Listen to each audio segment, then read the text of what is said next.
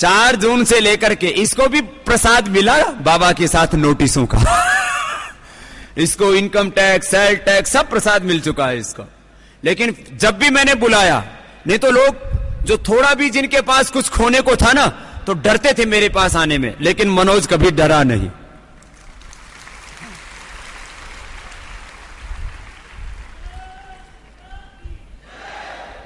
पहले 4 जून से लेकर के और उसके बाद में फिर नवंबर के आंदोलन से लेकर के जब भी कभी भी, एक बार तो मेरे कार्यक्रम में और उसके पीछे से रेड पड़ रही, मैंने कहा कार्यक्रम में रहते रहते प्रसाद मिल गया, कोई बात नहीं, चिंता मत कर तो ऐसे हमारे बहुत ही निर्भीक और पूरा एकदम शुद्ध सात्विक कार्यकर्ता, एक बार सबके ओर से बहुत बहुत अभिनंदन है भाई मनोज तिवारी का। तो आपको बता रहा था मैं सेहतमंद कैसे रहना। हाँ, तो जवानों के लिए बहुत जरूरी है छोटी छोटी बातें, सबको तेजस्वी बनना है। और सुन लो, आज आर्य जाति आलसी हो गई है, और जिन आर्यों की संतानें 4 बजे उठा करती थी, सुबह पुरुषार्थ, प्राणायाम, योगाभ्यास, ध्यान, अग्निहोत्र किया करती थी, आज वो ऋषियों की संतान 7, 8 बजे, 9 बजे उठने लग गई है। यह देश के लिए शुभ नहीं है। बहुत जरूरी है कि दोबारा से हम अपने पुरखों के रास्ते पर चलें। जो देर से उठता है उसका तेज क्षीण हो जाता है, जो देर से उठता है उसकी आयु कम हो जाती है, और जो देर से उठता है वो निस्तेज तो होता ही है, आयु तो घट ही जाती है, बीमार तो होता ही होता है, वो जीवन में पिछड़ भी जाता है। मैं तुम्हारे सामने बैठा हूं और नरेंद्र भाई मोदी दिल्ली में बैठे हैं। नरेंद्र भाई मोदी भी यदि 2-3 बजे भी सोए तो 5 बजे उठ जाते हैं, और हम लोग भी यदि किसी दिन 12, 1, 2 बजे, 3 बजे और या रात को सोने को भी नहीं मिला तो 5 बजे के बाद, 4 बजे के बाद तो सोने का ही मतलब नहीं। हमारे गुरुजी ने हमको बचपन में सिखाया। तो प्रभात में देर तक मत सोना, रात को देर तक मत जागना, तामसिक भोजन मत करना, उससे उल्टे विचार आएंगे। जो तामसिक भोजन करते हैं उनका मन भी तामसिक हो जाता है। राजसिक भोजन करते हैं फिर वो लड़ाई झगड़ा, ईर्ष्या, राग, द्वेष बहुत करते हैं। सात्विक भोजन, 3 तरह का आहार होता है, सात्विक, राजसिक, तामसिक। 3 तरह का विचार होता है, सात्विक, राजसिक, तामसिक। 3 तरह का व्यवहार और 3 तरह का व्यापार होता है, और 3 ही तरह की जवानी होती है। जवानी में ही संत बने थे आदि शंकराचार्य, जवानी में ही संत बने थे महर्षि दयानंद, जवानी में ही संत बने थे विवेकानंद। सात्विकता होती है ना जब जवानी में, तो व्यक्ति अपना जीवन कुर्बान कर देता है देश, धर्म, संस्कृति और भगवान के लिए। चंद्रशेखर, राजगुरु, सुखदेव, भगत सिंह, इन्होंने विवाह नहीं किया, इन्होंने अपनी पूरी जवानी भारत माता को अर्पित कर दी। ये सात्विक जवानी है। और राजसिक जवानी, उसने मेरे कुल वंश खानदान के लिए ये किया तो मैं भी उसके कुल वंश खानदान के लिए अब ये करूंगा। और कई जगह देखा 7-7 लोगों का मर्डर हो चुका परिवारों में, और एक दूसरे के ऊपर बस आमदा है मिटाने के लिए। ये ठीक नहीं, ये राजसिक जवानी है। और तामसिक जवानी, बीड़ी पीने में लगे हैं, सिगरेट पीने में लगे हैं, शराब खाने में लगे हैं, बकरा मुर्गा खाने में लगे हैं, होश ही नहीं है, फिर क्लब में जा रहे हैं, फिर पता नहीं कहां और इधर उधर जा रहे हैं। नाइट वो और कौन से होते हैं वो जो नाचने गाने वाले हैं तो ये सब ये कोई जवानी है? तो आप भारत स्वाभिमान के, युवा भारत के कार्यकर्ताओं का मैं आह्वान करता हूं कि आपकी तामसिक जवानी नहीं, राजसिक जवानी नहीं, सात्विक जवानी होनी चाहिए, जो माता पिता के काम आए, जो मातृभूमि के काम आए, जो भगवान का, गुरु का कार्य करने के लिए अपनी ऊर्जा लगे। यह है सात्विक जवानी। सात्विक आहार, सात्विक विचार, सात्विक जीवन, सात्विक चिंतन,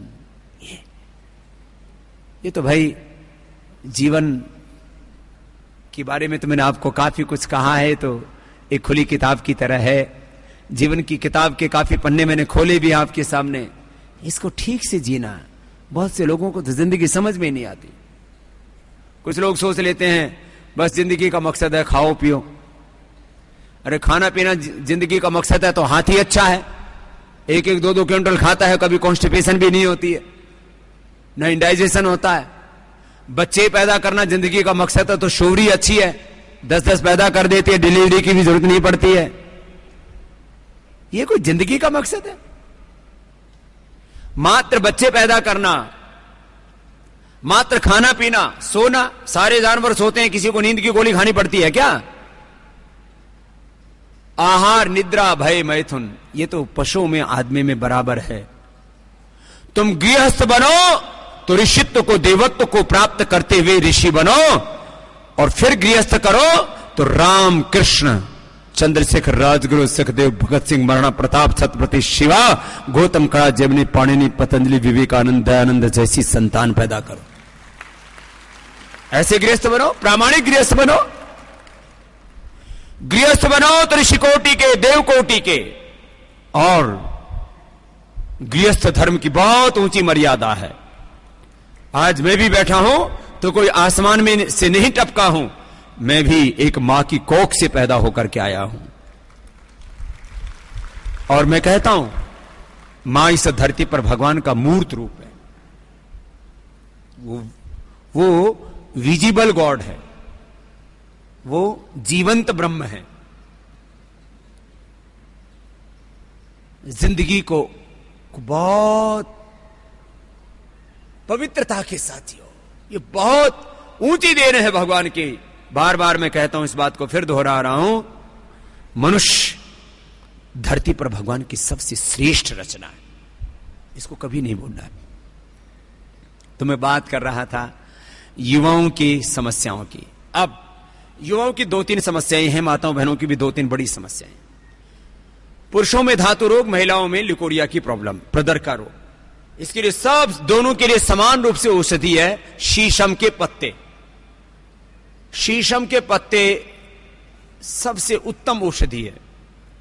प्राणायाम, कपालभाति और बाह्य तो करना ही, शीर्षासन और सर्वांगासन दोनों के लिए उपयोगी है। माताएं बहनें शीर्षासन, सर्वांगासन दोनों कर सकती है पीरियड के टाइम को छोड़ करके। और प्रेग्नेंट लेडीज को तो करना ही नहीं होता है खैर, तो वो तो बहुत थोड़ा सा काल होता है, 2-3 बार वो कभी अवसर आता होगा। फिर पीरियड के जो 5 दिन होते हैं उस दौरान नहीं करना चाहिए सर्वांगासन, शीर्षासन। बाकी सब आसन करने चाहिए माताओं बहनों। और पुरुषों के लिए वो हर समय, हर दिन सर्वांगासन, शीर्षासन। मेरा 5 मिनट का अभ्यास था, गुरुजी आधा घंटा शीर्षासन करते थे। सातव लेकर जी 103 साल के, उन्होंने वेदों का भाष्य किया है, 103 साल के होकर के गए और उन्होंने जीवन में घोषणा कर दी थी अपनी जवानी में कि यदि वेद सत्य हैं तो मैं 100 साल से ज्यादा आयु का होकर के ही जाऊंगा, और जैसा वेदों में लिखा वैसा मैं जीवन जी रहा हूं। तो 103 साल के होकर के गए और आधा घंटा रोज शीर्षासन करते थे। कितनी देर? और बहुत ज्यादा प्रज्ञावान, बुद्धिमान, महान थे, प्रखर प्रज्ञावान थे। बुढ़ापे में ना बहुत से लोगों की मेमोरी वीक हो जाती है, लेकिन जो अनुलोम विलोम करेंगे और शीर्षासन, सर्वांगासन करेंगे, 100 साल तक उनकी बुद्धि तीक्ष्ण रहेगी, तीव्र रहेगी। नहीं तो बुढ़ापे में याददाश्त बहुत कम हो जाती है। तो भाई जवानी में ना आदमी बुढ़ा के बारे में सोचता ही नहीं, लेकिन जब बुढ़ापा आता है ना तो फिर वो जाता ही नहीं। सुन लो कान खोल करके, इसलिए अभी से इंतजाम कर लो।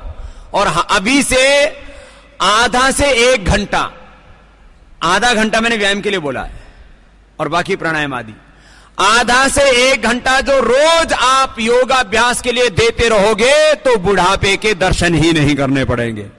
100 साल तक आपकी सारी इंद्रियां स्वस्थ रहेंगी, शरीर स्वस्थ रहेगा, बुद्धि स्वस्थ रहेगी। इतनी बड़ी बात है।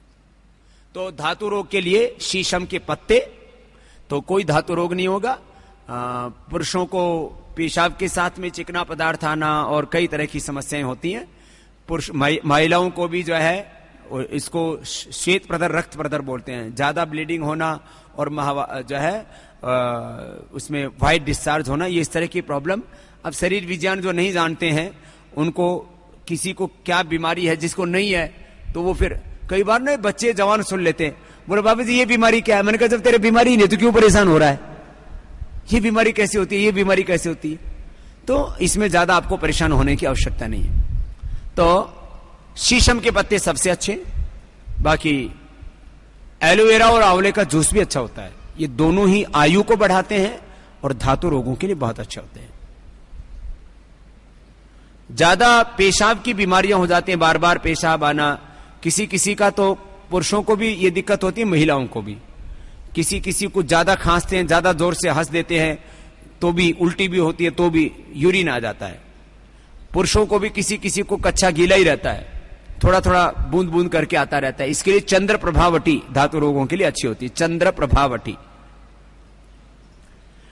और तिल, सफेद या काला तिल कूट करके थोड़ा गुड़ मिला करके दे दो। गुड़ नहीं तो आश्रम की ये जो मधुरम जो शक्कर आती है ना, मधुरम शर्करा, इसको ले लेना थोड़ा तिल के अंदर कूट करके और फिर खिला दो।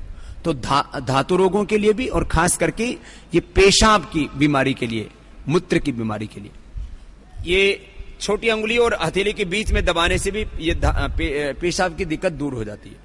यूरिन लीकेज की बहुत बड़ी प्रॉब्लम है, लोग शर्माते बताते नहीं है, लेकिन ये कपालभाति से और ये छोटी अंगुली और हथेली के बीच में दबाने से ठीक हो जाती है। पेशाब में जलन हो जाए तो क्या करें? एक तो पानी 3 से 5 लीटर सबको पीना चाहिए, गर्मी में 4 लीटर के आसपास। कई बार ना हम आलस्य के कारण से पानी नहीं पीते हैं, कई बार याद ही नहीं रहता। अब जैसे सुबह से मुझे पानी पीना याद ही नहीं था, तो मैं अभी यूरिन गया तो मुझे लगा ये तो थोड़ा यूरिन में तो जो है ठीक ठाक नहीं है, तो मैंने तुरंत फिर जो है कम से कम 900 ml पानी पिया होगा। फिर मैंने कहा ये तो गड़बड़ हो गया, तो पानी पीते ठीक हो गया, इसमें क्या कोई डॉक्टर के पास जाने की थोड़ी जरूरत है। बहुत ज्यादा कभी पेशाब में जलन हो जाए तो ठंडे पानी में शहद मिला करके पी लो, 15 मिनट में आराम हो जाएगा। नहीं तो एक बार यूरिन में जलन हो जाए ना तो पूरा दिन परेशान होना पड़ता है। ये बेटियों को भी प्रॉब्लम हो जाती है, भाइयों को भी। कभी क्या होता है, हम पानी कम पीते हैं, उसी से पेशाब में जलन हो जाती है। पानी पी लो, जलन ठीक हो जाएगी। फिर फ्रिज का पानी कभी नहीं पीना चाहिए। मैं कभी भी फ्रिज का पानी नहीं पीता हूं। एक बार पानी पीने से भी गड़बड़ हो जाती है। मुझे याद है एक बार मैं कनाडा गया और मेरे को बहुत जबरदस्त प्यास लगी हुई थी। अब वहां बिना फ्रिज के कोई बोतल ही नहीं मिले। मैंने 2 घूंट पानी पिया, उसी से गला खराब हो गया। 1 सप्ताह बाद ठीक हुआ।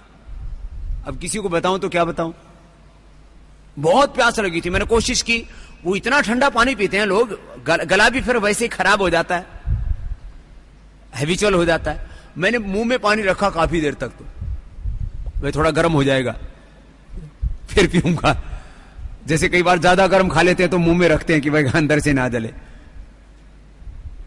और हाँ, जलने की बात याद आ गई। एक हमारे बहुत पुराने जानने वाले हैं भाई, अब तो संसार में नहीं रहे वो, अशोक जी। उनके पिताजी ने क्या किया, उनको गुलाब जामुन गरम गरम खाने का शौक था। गुलाब जामुन कभी भी साबुत मत खाना, वो बाहर से कई बार ठंडी हो जाती है, भीतर से गर्म होती है। गुलाब जामुन को तोड़ करके फिर खाना चाहिए। और आजकल तो एक और आ गया है, ये कौन सा जो ऐसे रख देते हैं और उसमें से गर्म होके निकलती है ना, माइक्रोवेव। वो भी भीतर से चीजों को गर्म करता है। माइक्रोवेव में या ऐसे चाशनी में भी ये गुलाब जामुन ना कभी भी साबुत मत खाना। इससे मैंने कई लोगों को देखा, बाबा जी पूरे गले में छाले हो गए। मैंने कहा क्या खाया था? बोले गुलाब जामुन। मैंने कहा क्या क्या हुआ था? बोले मुंह में डाल ली और फिर वो ध्यान नहीं रहा, तो मुंह में इतना जला तो भीतर टेक दिया, तो पूरा जल गया है। एक का तो पूरा स्वास्थ्य खराब होगा कई सालों तक। अरे मैंने कहा बावड़े, जब मुंह ही जल रहा था तो फिर भीतर क्यों बाहर फेंक देता?